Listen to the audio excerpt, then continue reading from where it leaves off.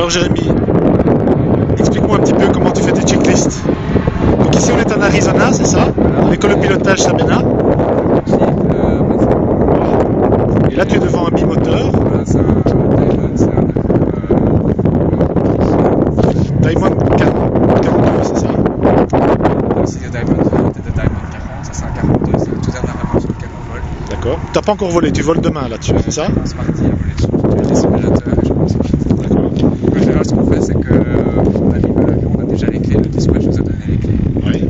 Et en arrivant, on regarde s'il n'y a pas de dommages apparents à l'avion. Puis on va rentrer dans le cockpit directement.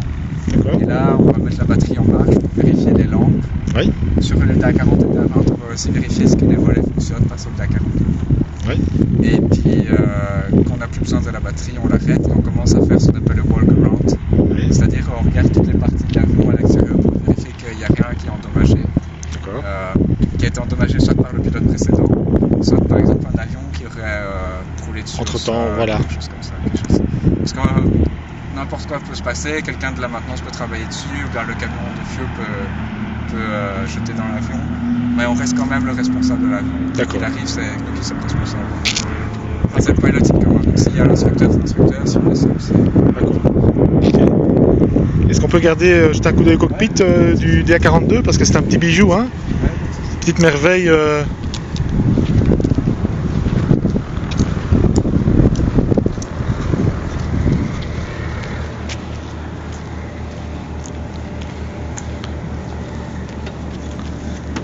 Donc après ça, si je comprends bien, après ça, tu passes sur 737, Ouais. Boeing 737 ou Airbus, c'est ça, hein? Ouais, c'est ça.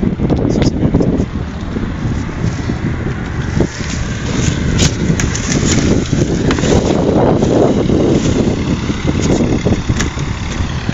Voilà. Ça, c'est un DA42. Ouais. Ça marche comme le DA40, sauf qu'il y a un moteur en plus, donc chaque manette est dédoublée. Ici, la manette des gaz, on a deux manettes des gaz. D'accord. La manette d'angle de l'hélice, puis la manette de mixture qui change la proportion d'essence dans le moteur. D'accord. Sur les DA42, on a un pilote automatique qu'on utilise de temps en temps, on n'a pas Ouais. sur les autres avions. Sur le reste, c'est exactement la même chose que le DA40. On a un Garmin G1000 et à gauche, on a ce qu'on appelle un PFD, qui sont les instruments de contrôle de l'appareil. Et à droite, on a une carte, ça s'appelle MFD. Et on peut mettre notre plan de vol, etc. dedans. Sinon, voilà, c'est un avion assez standard, 4 places. Qu'est-ce que ça coûte un appareil comme ça? Tu as une idée Je pense que ça coûte dans le demi-million d'euros. D'accord. Super. Voilà. Je fais un petit tour de l'avion pour voir. Voilà. Donc, on est entouré de plein d'autres avions en fait, des DA40. Et là, le DA20, le DA20 de tout à l'heure en fait.